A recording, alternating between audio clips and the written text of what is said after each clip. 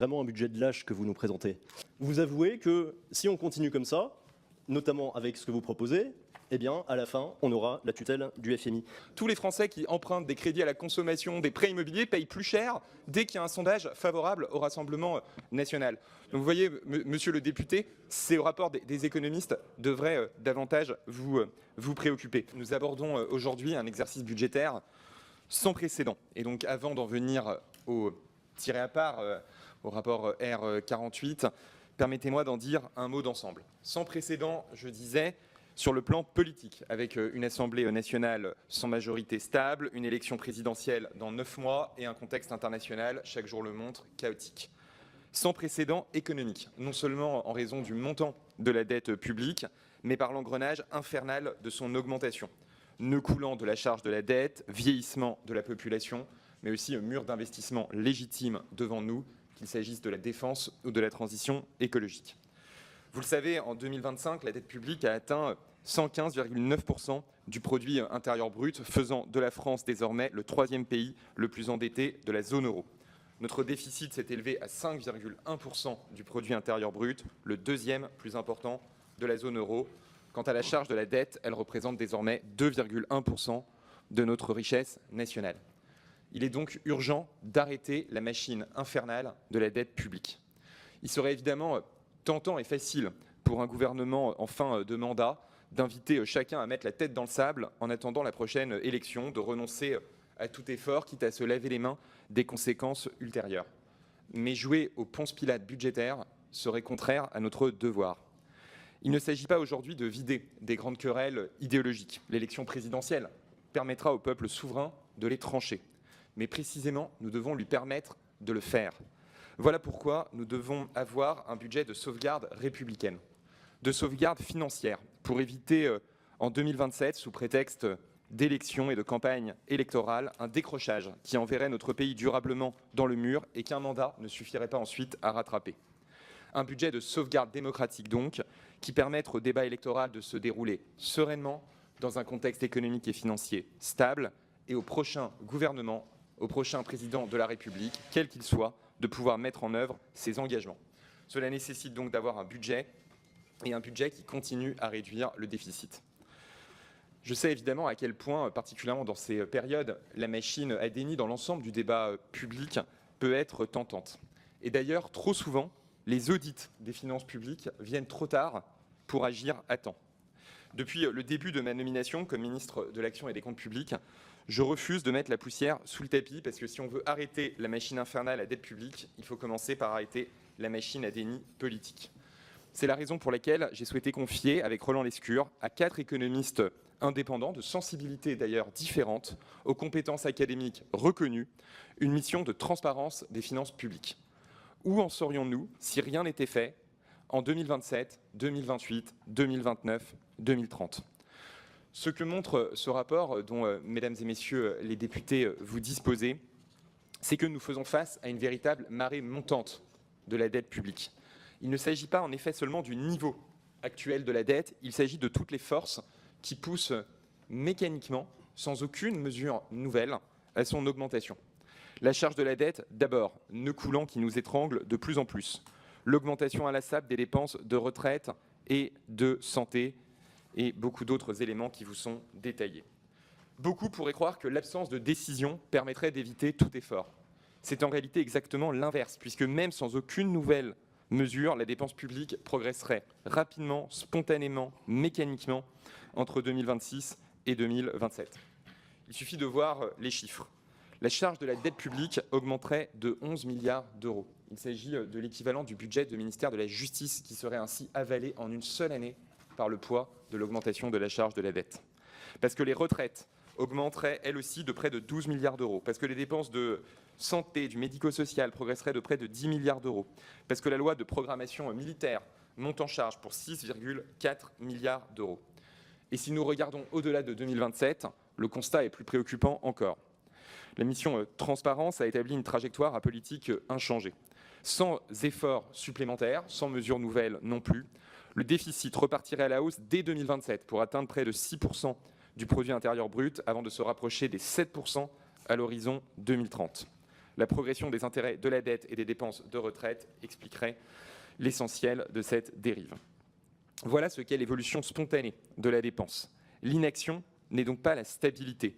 L'inaction, ce serait un décrochage pour nos finances publiques. Voilà pourquoi d'ailleurs la mission et ces 4 économistes concluent en disant « Il n'est pas envisageable de rester inactif en 2027, puisque plus nous agissons tôt, plus l'effort peut être progressif.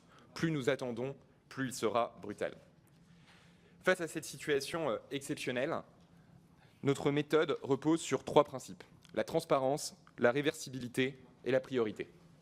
La transparence, d'abord. Tous les chiffres que je viens de présenter sont publics, ils figurent évidemment dans le tiré à part, mais aussi dans les travaux de la mission que j'ai évoquée. Jamais, à ma connaissance, le Parlement n'avait disposé, avant même le dépôt d'un projet de loi de finances, d'un diagnostic aussi complet sur la situation de nos finances publiques pour l'année prochaine, 2027, mais aussi pour les années qui suivent, 28, 29 et 30.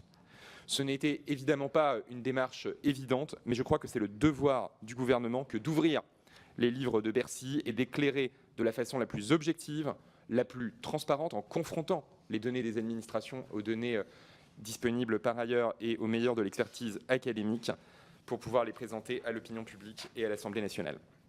C'est aussi d'ailleurs cette méthode de transparence que j'ai adoptée tout au long de la guerre dans le détroit d'Ormuz, notamment en réponse aux questionnements sur les recettes de fiscalité liées au carburant.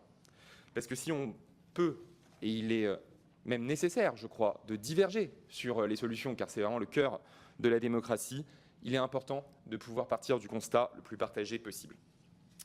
Deuxième principe, la réversibilité. Les Français seront appelés à élire un nouveau président de la République en 2027. Sûrement, dans la foulée, une nouvelle Assemblée nationale. Notre responsabilité est donc de ne pas préempter les choix politiques qui appartiendront à ceux qui nous succéderont. Il nous appartient au contraire de faire l'inverse des budgets électoralistes. Engager des économies en laissant le soin à nos successeurs d'engager de nouvelles dépenses. Prévoir également des mesures qui puissent être réversibles, c'est-à-dire que le nouveau président de la République et la nouvelle majorité pourront annuler s'ils le souhaitent. Notre responsabilité est de transmettre des finances publiques assainies qui laissent des marges de décision et de manœuvre à la prochaine majorité. C'est cela un budget de sauvegarde républicaine, un budget qui protège l'avenir sans confisquer les choix démocratiques. Troisième principe, la priorité. Un budget qui prétendrait ne pas choisir finirait par ne plus rien protéger. Nous tournons le dos à une pratique que vous avez rappelée, Monsieur le Président, et que la mission Transparence juge elle-même à bout de souffle, celle des coups de rabot uniformes qui évitent les choix et affaiblissent au fond toutes les politiques publiques. Nous assumons dans le rapport R48 qui vous est transmis une logique différente, celle de priorité clairement établie. Hors défense, les dépenses des ministères progresseront moins vite que l'inflation, près de 4 fois moins vite que la hausse prévisionnelle pour 2027. C'est un effort substantiel. Les collectivités territoriales participeront à l'effort de redressement en contenant la progression de leurs dépenses de fonctionnement au niveau de l'inflation, tandis que leur investissement évoluera naturellement avec le cycle électoral. La sécurité sociale continuera quant à elle de voir ses dépenses progresser au-delà de l'inflation et en poursuivant un retour vers l'équilibre d'ici 2029. Mais faire des économies ne signifie pas renoncer à faire des choix. La sécurité, intérieure comme extérieure, doit demeurer une priorité absolue. Et cela se retrouve dans les éléments que vous trouverez dans le rapport R48. L'écologie, c'est-à-dire à la fois la transition énergétique, l'électrification du pays et l'adaptation de notre pays au changement climatique, doit continuer à voir ses investissements renforcés parce que les repousser à demain ne ferait en réalité qu'accroître les coûts, les dégâts et les dépendances. L'éducation, la recherche et la protection de l'enfance resteront également au cœur de nos priorités parce qu'un pays qui renonce à investir dans sa jeunesse compromet son propre avenir. En parallèle des évolutions des missions qui vous sont présentées, le gouvernement engagera des réformes structurelles d'amélioration de l'action publique. Le développement de l'intelligence artificielle au sein de l'État pour ne pas être dépendant de solutions extérieures contraires à la fois à notre sécurité, à notre indépendance, à nos valeurs, à nos principes. Déploiement de la foncière de l'État, si l'Assemblée nationale en décide ainsi suite aux travaux qui ont été conduit la mise en œuvre de la facturation électronique, avec une première étape au 1er septembre 2026 et une seconde au 1er septembre 2027. Modernisation extrêmement importante de la vie économique et de la lutte contre la fraude dans notre pays. Avant de conclure, mesdames et messieurs les députés, je sais qu'une autre perspective pour le budget 2027 est souvent évoquée, celle d'une loi spéciale prolongée. Choisir la loi spéciale, ce serait choisir un déficit qui continuerait à dériver sans aucun pilotage. Ce serait sacrifier des crédits comme le Fonds vert, MaPrimeRénov', plusieurs dotations aux collectivités locales. Ce serait lier les mains de notre pays dans sa capacité à répondre à une crise imprévue, précisément au moment où les certitudes internationales sont les plus fortes. Cela ne serait en aucun cas comparable à ce que nous avons connu pour quelques semaines en 2025 et en 2026, mais serait, je le crois très profondément, une catastrophe économique et politique pour notre pays. Mesdames et messieurs les députés, le document que je vous présente n'est évidemment pas un point d'arrivée, c'est un point de départ. Il présente les plafonds de crédit à partir desquels le Premier ministre a demandé au ministère de travailler cet été. Il constitue la base d'un dialogue que nous voulons conduire jusqu'à la rentrée afin d'enrichir le projet de loi de finances qui sera déposé le 30 septembre prochain sur le bureau de l'Assemblée nationale. Ce calendrier est conforme à la pratique habituelle et contribuera au retour à un débat budgétaire serein, respectueux des conditions de travail du Parlement. Nous débattrons des moyens, nous débattrons des priorités, nous débattrons des répartitions de l'effort, mais nous ne pouvons plus débattre comme si notre situation financière n'avait pas changé. C'est dans cet esprit que le gouvernement entend construire un budget de sauvegarde républicaine, un budget qui protège notre souveraineté financière, qui préserve les capacités d'action de la nation et qui laissera au gouvernement de demain des choix plutôt que des impasses. Je suis maintenant, mesdames et messieurs les députés, à votre disposition pour répondre à l'ensemble de vos questions. Oui, monsieur le ministre, vous nous présentez une première ébauche de budget côté dépenses. Et pardon de le dire comme ça, mais c'est vraiment un budget de lâche que vous nous présentez. Parce que là, aujourd'hui, on a deux documents sur la table. Donc vous avez un document, ce que vous présentez, plus 41 milliards d'euros de dépenses publiques. Et dans le même temps, le même jour, vous présentez un autre document qui n'est pas ce que vous faites, mais ce qu'on devrait faire d'ici 2032. Et là, ce qu'on devrait faire, c'est 125 milliards d'euros d'économies. Donc en fait, le message que vous envoyez, c'est nous, on vous propose un budget minimal avec zéro arbitrage politique et à charge pour le prochain président ou la prochaine présidente de faire des économies, ce que vous n'avez jamais fait jusqu'à présent.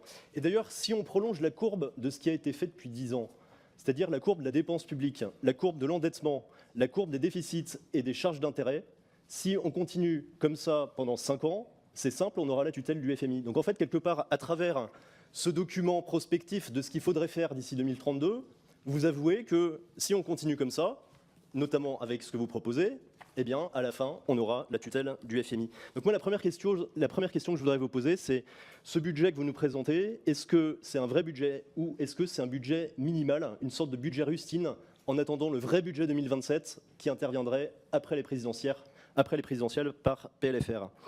La deuxième question, c'est où sont les augmentations d'impôts? Parce qu'on voit bien avec ces ratios, il faudra des augmentations d'impôts. Alors la question vous a été posée ce matin à la télévision, vous avez répondu ni oui ni non, on peut vous comprendre. En gros, le gouvernement ne souhaite pas d'augmentation d'impôts, mais si le Parlement en propose, eh bien on verra bien.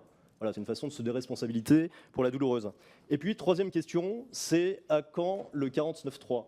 Parce que l'année dernière, on a eu tout un cirque, ça a duré 4 mois, pendant lequel le gouvernement a dit non, on ne présentera pas de 49.3. Tout le monde savait que ce serait faux, et à la fin, au bout de 4 mois, il y a eu un 49.3. Donc cette petite musique, je pense, sera difficile à vendre à la fois à l'opinion publique, aux oppositions, même à votre majorité, parce qu'il y aurait un effet de concurrence aussi dans ce budget, notamment les atalistes, les philippistes, enfin les différentes écuries présidentielles qui vont se manger entre elles et qui vont vouloir se détacher du bilan du macronisme. Donc quelque part, cette petite musique sera très difficile à vendre. Donc est-ce que le 49.3 aura lieu au début, au milieu ou à la fin ? Monsieur le ministre. Merci Monsieur le Président, Monsieur le député Renaud. Vous avez cité le rapport des économistes. Page 13, il nous montre les évolutions d'une sélection de catégories de dépenses. Je pense que c'est intéressant pour éclairer à la fois votre question et vos contradictions. La première qui explose, c'est les retraites. 47 milliards d'euros à politique inchangée en 2026-2030. Je dis bien à politique inchangée parce que si on appliquait votre programme, il faudrait y lire des dizaines de milliards d'euros supplémentaires, puisque si j'ai bien lu les derniers développements, vous êtes toujours pour une baisse de l'âge de départ à la retraite. Vous avez ensuite évoqué, monsieur le député, la charge de la dette. Ah oui, la charge de la dette, effectivement, elle l'augmente de manière importante. C'est la raison pour laquelle il faut continuer à réduire les déficits. Mais monsieur le député, vous êtes le seul parti qui réussissait à contribuer à la charge de la dette sans gouverner. Parce qu'à chaque fois que vous vous approchez du pouvoir, à chaque fois qu'il y a un sondage qui vous est favorable, les taux d'intérêt augmentent et vous coûtez aux Français avant même l'élection. Monsieur le député Renaud, tous les Français qui empruntent des crédits à la consommation, des prêts immobiliers, payent plus cher dès qu'il y a un sondage favorable au Rassemblement national. Donc vous voyez, monsieur le député, ces rapports des économistes devraient davantage vous préoccuper. Ensuite, le budget que nous déposerons, monsieur le député, sera, je l'ai dit, un budget anti-électoraliste. C'est vrai, c'est la tentation souvent des gouvernements avant les élections de mettre la poussière sous le tapis. On produit ici un rapport, enfin on a demandé la production d'un rapport qui met carte sur table, et d'ailleurs je vois bien que tous les partis politiques, et c'est heureux, s'en emparent dans cette audition. La tentation d'un gouvernement avant une élection présidentielle, c'est de venir avec une avalanche de dépenses nouvelles en laissant aux prochains la facture. Nous venons ici vous présenter un cadre de sérieux budgétaire. D'ailleurs, le président Coquerel le trouve excessif, mais ça montre bien quelle est notre approche. Donc voilà, monsieur le député, l'état d'esprit dans lequel nous travaillons. Merci. Le 49.3, vous voulez répondre quelque chose ou pas? Je dis ça, ce qui me... Non mais on aura Ça dépend tous les de vous, j'ai pas... On aura, je n'en doute pas, des heures et des heures de débat sur les procédures parlementaires. Je pense que si nous pouvions utiliser le temps, monsieur le député, je remarque que la loi de financement de la sécurité sociale a été adoptée l'année dernière sans 49.3, et ça montre que des compromis entre des partis de gouvernement, c'est-à-dire des partis qui ont le sens de l'État par-delà leurs différences politiques parce qu'ils ont exercé les responsabilités dans ce pays, ça peut marcher.